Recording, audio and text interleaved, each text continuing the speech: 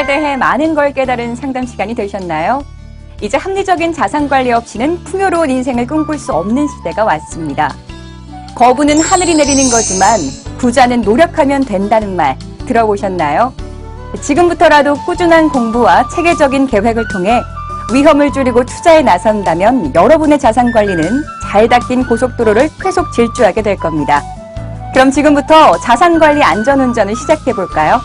초년기부터 은퇴까지 자산관리.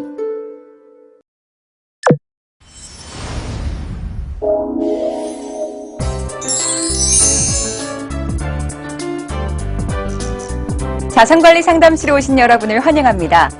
이번 시간에는 사회초년기부터 은퇴까지 자산관리는 어떻게 해야 하는지 그 방법에 대해 살펴보도록 하겠습니다. 오늘 상담실에서는 다음과 같은 내용의 상담을 받아보실 수 있습니다.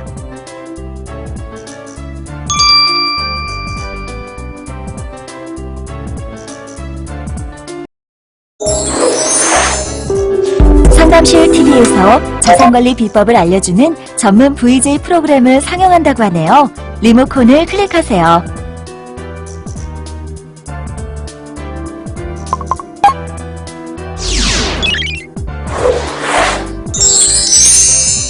노후 준비를 나중으로 미룰수록 우리의 노후는 더욱 비참해질 수밖에 없다. 대체로 우리나라의 베이비붐 세대는 부모님을 모시고 자식을 키우다 보니 자신들의 노후 준비를 제대로 못했다고 각 연구소들은 보고 있습니다. 일반 직장인들에게 노후 준비가 왜 필요한지, 또 어떻게 해야 하는 건지 포커스 매거진을 통해 알아봤습니다. 함께 확인해 볼까요? 출발!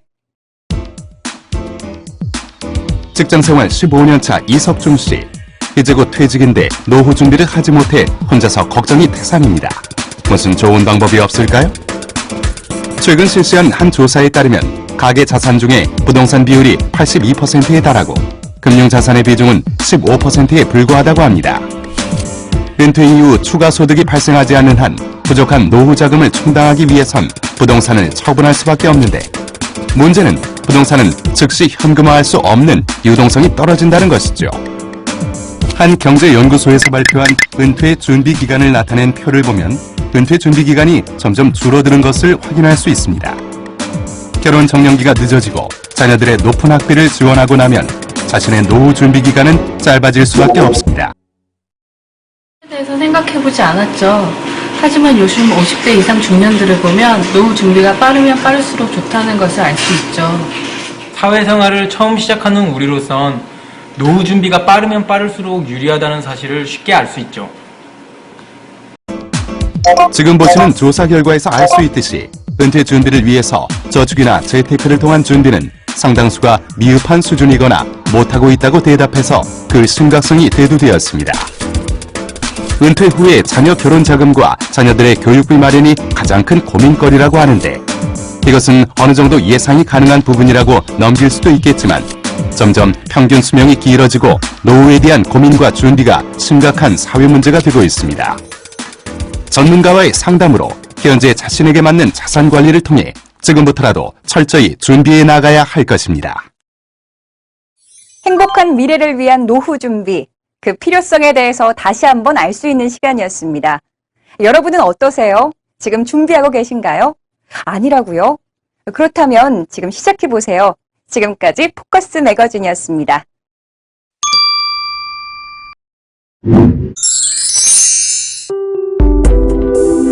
1. 자신에게 맞는 주거래 금융기관을 만들어라. 주거래 금융기관을 만들라는 이야기들을 많이 하는데요. 주거래 금융기관을 만들어야 하는 이유는 무엇일까요? 요즘 대부분의 금융기관들은 주거래 고객에 대해 차별적인 서비스를 제공하고 있습니다. 그 대표적인 것이 은행 수수료 우대 및 대출금리 우대 서비스입니다. 또한 주거래 고객이 되면 새로 나온 금융상품에 대한 정보, 비과세 절세 상품 정보, 주택자금 관련 예금 정보, 대출 정보 등 각종 정보들을 발빠르게 알려주기 때문에 본인의 투자 욕구에 해당하는 상품이 있을 때 유리할 수밖에 없죠. 그렇다면 주거래 금융기관은 어떤 기준으로 선정해야 할까요? 첫째로는 내가 편리하게 이용 가능한 기관을 선정하는 것이 중요합니다. 그리고 두 번째로 회사가 거래하는 금융기관을 주거래로 하는 것이 유리할 수 있습니다. 회사의 주거래 금융기관은 급여 이체 등 회사와 다양한 거래가 엮어져 있기 때문에 해당 업체 임직원에 대해 수수료나 대출금리 관련 우대 서비스 등을 시행해주는 경우가 많기 때문입니다. 주거래 금융기관을 선정할 때 각종 수수료 감면 혜택과 우대금리가 추가되어선 곤란합니다. 자신의 금융거래 형태에 맞게 주거래 금융기관을 선택할 필요가 있다는 점을 명심하세요. 즉, 대출과 예금을 이용할 경우 은행에서 신용을 쌓는 게 유리하고 투자 상품에 적립식으로 투자하여 목돈을 불릴 경우에는 수익률이 높은 금융기관을 선택하는 것이 유리한 것이죠.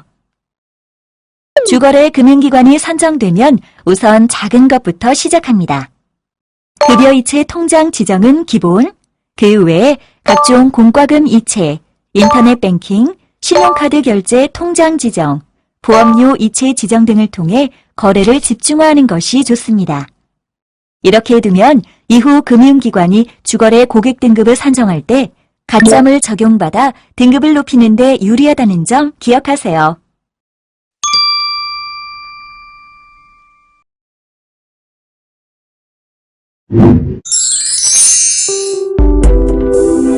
이, 다양한 상품에 대한 정보는 전문가를 활용하라. 국내에서 금융기관의 광고 탈무드 편에서 부의 원칙을 이렇게 표현하고 있습니다. 어린아이일 때, 성공을 위해 달려갈 때, 그리고 성공한 후에도 지혜로운 사람을 곁에 두어라. 부를 위해 신뢰하는 누군가가 있는가. 오늘날과 같이 복잡하게 얽힌 관계 속에서 자산관리 문제를 해결하기 위해서는 여러 전문가들이 여러분 곁에 있어야 합니다. 금융투자 전문가, 부동산 전문가, 세무 전문가 등 각기 서로 다른 역할을 하면서 우리에게 다양한 정보를 제공해 줄 수 있는 거지요. 특히 이러한 전문가들의 관계 역할을 해주는 사람이 바로 금융기관에 근무하는 PB입니다.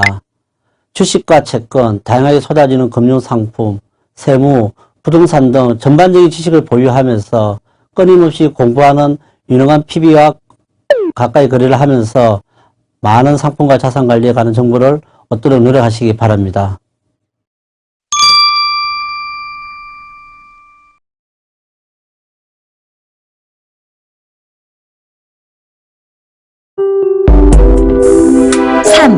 자산관리의 기본 상식, 이것부터 시작하라.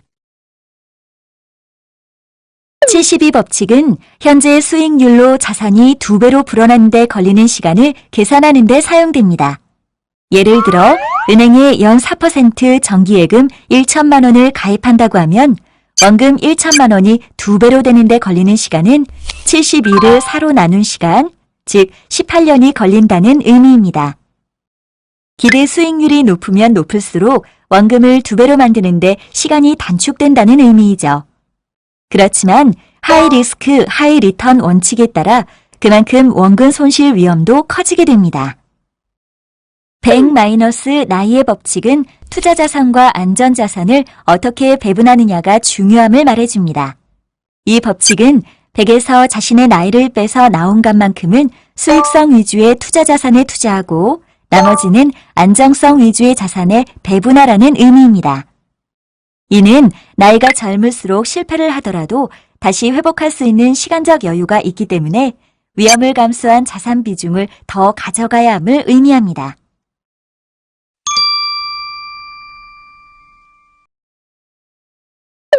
이번에는 부자지수의 법칙입니다. 부자가 되려면 내가 가진 순 자산 금액을 늘려야만 하겠죠? 부자지수의 법칙에서는 부자지수를 다음과 같이 정의합니다. 여기서 부자지수가 높아지려면 우선 분자에 있는 순 자산액을 늘려야 할 것입니다. 즉, 자산을 늘리되 부채를 지속적으로 줄이는 노력을 계속해야 한다는 의미이죠. 총 소득이 높다고 부자가 되는 것은 아니라는 것입니다. 즉, 총 소득 중 자산 관리를 통해 순자산을 계속 늘리는 노력을 해야만 부자지수가 올라가는 것이죠. 분수에 맞게 생활하면서 돈을 모으는 것이 중요하다는 의미가 될 것입니다. 여기서 보면 나이가 젊을수록 부자가 될 확률이 높아집니다. 그러므로 자산 관리는 빠르면 빠를수록 중요하다는 것 명심하세요.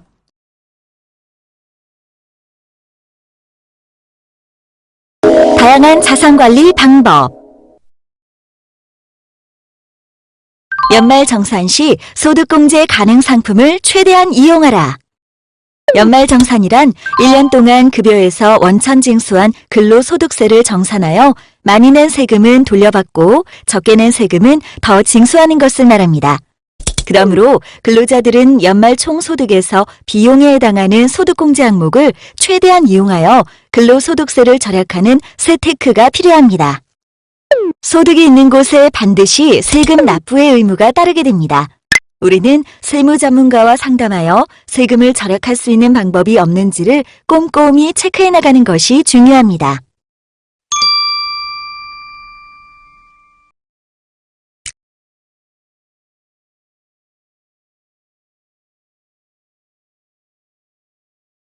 연말정산을 다들 한 번씩은 해보셨을 것입니다. 연말정산은 통상 직장에서 1월에 실시하는데요. 연말정산에 대비하여 소득공제 준비를 철저히 한 경우는 근로소득세를 절세하게 됩니다. 이에 따라 세금을 돌려받는 경우 기분 좋은 보너스를 받는 셈이 되는 것이죠. 그리고 매년 5월이 되면 종합소득 신고기간이 됩니다. 이때 모든 국민은 전년도 한 해 동안의 소득을 자진 신고 납부해야 합니다. 직장인으로서 금융소득이 4천만 원을 초과하는 경우 종합소득을 신고해야 함을 기억해 두어야 합니다. 그러므로 직장인은 세테크 차원에서 연말정산 시 소득공제가 가능한 금융상품을 가입하는 게 중요합니다. 그와 더불어 비과세 상품과 세금 우대 상품을 가입하면 종합소득 신고 시 세금을 절약하게 되는 것입니다. 연말정산 관련하여 세테크 전략에는 어떠한 것들이 있는지 자세히 살펴보세요.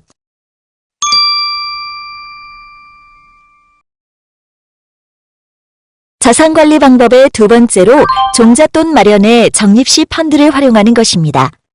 재무 목표를 달성하기 위해 목돈 마련 방법은 저금리 시대 이전에는 안정적인 확정금리 상품인 정기적금이나 상호부금 등을 활용하였지만 지금과 같은 저금리 시대에는 비록 원금 비보장이지만 위험을 어느 정도 감수하는 투자 상품에 장기적으로 일정하게 투자하는 방식을 권유하고 있습니다. 이러한 투자 방식이 바로 달러 코스트 에버리징 효과, 평균 매입 단가 하락 효과를 활용한 적립식 투자 방식입니다. 최근 금융시장의 변동성이 커지는 가운데 적립식 펀드 판매 잔액은 꾸준히 늘고 있는 것을 볼 수 있습니다. 주식시장의 변동성을 예측할 수 없는 상황에서 기업이나 국가의 장기 성장에 근거하여 꾸준히 돈을 적립해 나가는 것이 적립식 펀드입니다. 한꺼번에 많은 돈을 투자할 필요 없이 적은 금액으로 투자가 가능합니다. 적립식 펀드를 투자할 때 종류는 천차만별인데요. 이때 어떠한 적립식 펀드에 투자해야 할까요? 그 답은 분산 투자입니다. 계란을 한 바구니에 담지 말라라는 투자 격언이 있듯이 분산 투자라는 것입니다.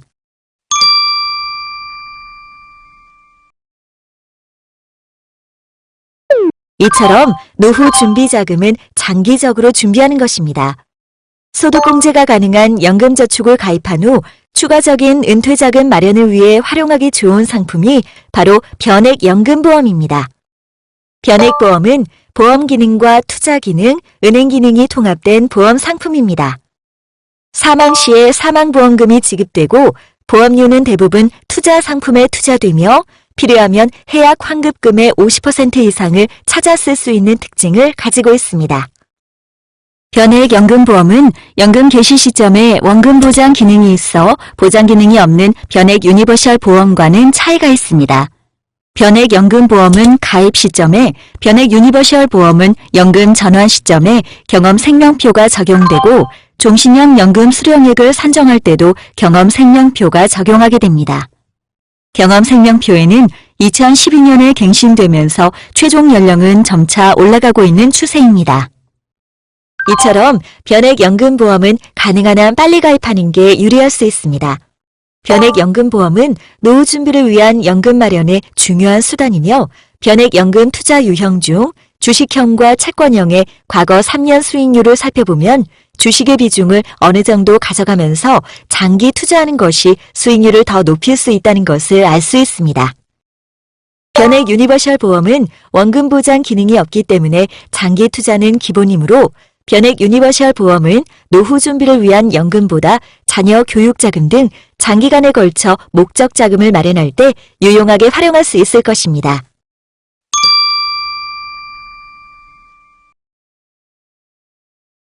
또한 노후에 증가하는 의료비 부담을 줄이기 위해 의료 실비보험 상품을 미리 가입해야 합니다. 우리 사회가 고령화 사회를 넘어 고령사회 진입을 앞두고 사회적으로 문제가 되고 있는 것이 노인 의료비의 증가입니다.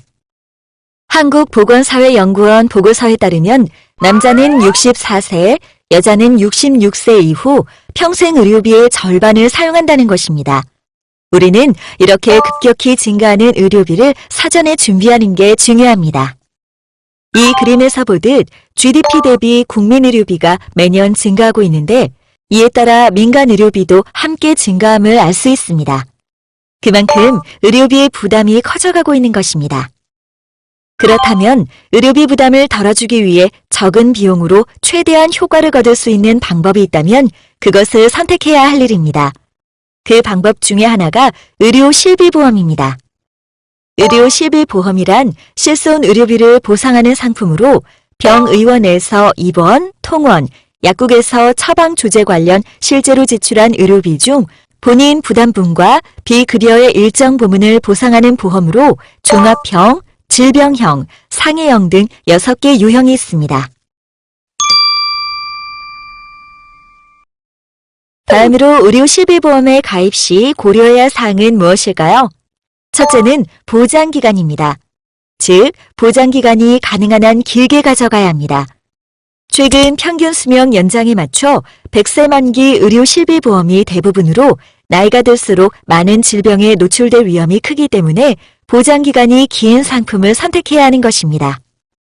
둘째는 가급적 갱신형을 최소화해야 합니다. 의료 실비보험은 모든 보험사가 동일하게 3년 갱신이며 3년마다 보험료가 인상되는 것이 일반적입니다.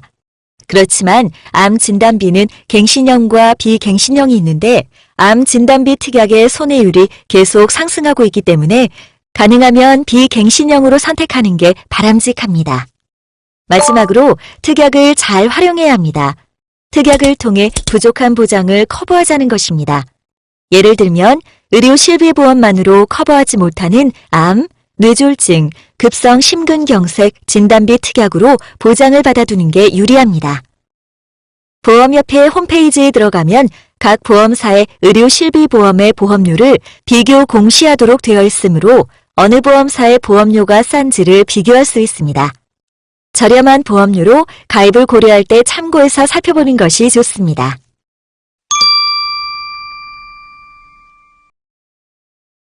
앞서 설명한 연금보험은 매달 보험료를 내고 연금 개시 나이가 지난 후 연금을 받을 수 있지만 보험사에서 가입 가능한 즉시 연금보험은 가입한 다음 달부터 바로 연금을 탈 수 있어 은퇴를 앞둔 사람들에게 적합한 상품이라고 할 수 있습니다. 더욱이 은퇴 시점에 퇴직금을 일시에 수령한 자금을 금융상품으로 재투자하여 나오는 이자로 생활비를 사용한다고 가정해 봅시다. 이럴 때 받는 이자에 대해 이자 소득세 15.4%를 원천 징수로 납부해야 합니다. 그리고 금융소득이 4천만 원이 초과될 때 금융소득 종합소득 과세 신고 대상이 되어 추가적으로 종합소득세를 납부해야 될지도 모릅니다. 그러므로 세금을 아낄 수 있으면 아껴야 합니다. 이것이 세테크입니다. 매월 생활비조로 안정적으로 현금 흐름을 가져가면서 또한 세금이 비과세가 되는 금융상품이 있다면 퇴직금을 운용하는 데는 도움이 될 것입니다. 그 금융상품은 바로 즉시 연금보험을 활용한 절세입니다.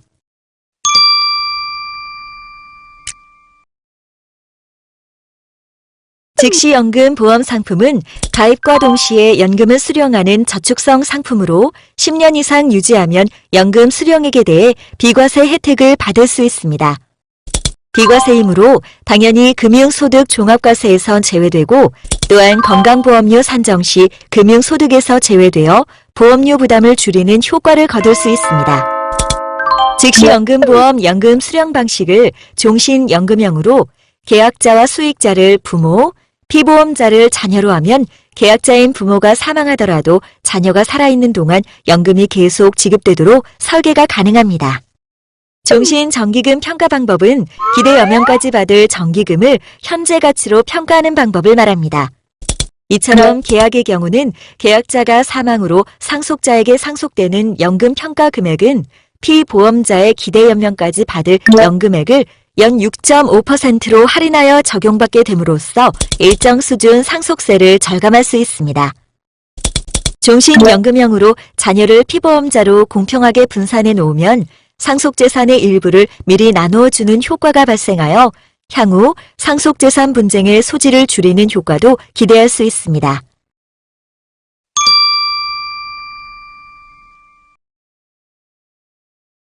보험사별 공시이율과 최저 보증 이율이 각 사별 사업비 등 산정 기준 차이에서 다르게 공시하고 있습니다. 즉시연금 보험 상품은 장기이므로 보험사의 안정성 여부도 중요합니다.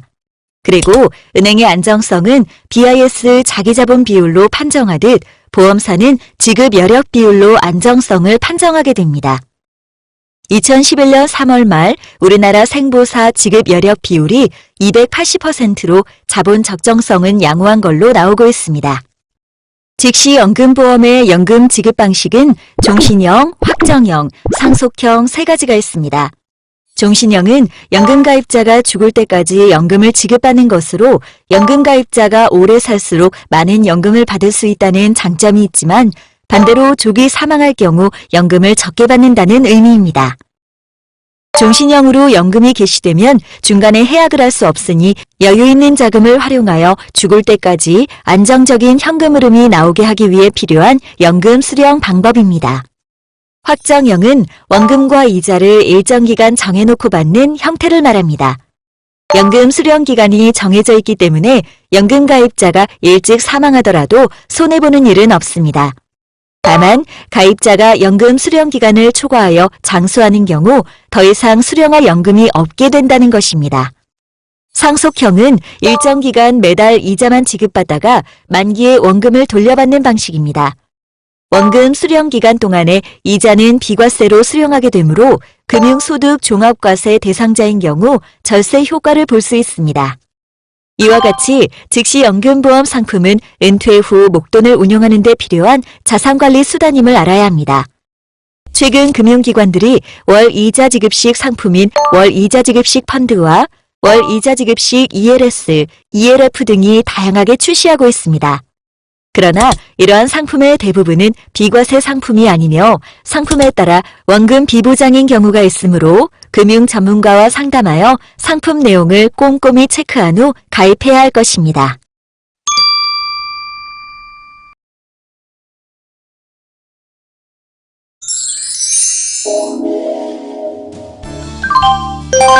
우리의 평균 수명은 길어지고 사회 진출은 늦어지다 보니 노후 준비 기간이 과거보다 짧아지고 있습니다. 라이프 사이클에 따른 재무 목표를 명확히 인식하여 소비와 지출을 적절히 통제하여 저축함으로써 불확실한 미래에 대한 유비무환의 자세라고 할 수 있습니다. 유비무환, 준비가 있으면 근심이 없다. 라이프 사이클상 재무 목표를 명확한 시점부터 준비하기란 불가능해 보입니다. 그러므로 조금이라도 일찍 준비함으로써 한꺼번에 부담으로 다가올 수 있는 상황에서 벗어남으로써 심리적 안정을 가질 수 있을 겁니다. 여러분도 지금부터 준비하세요.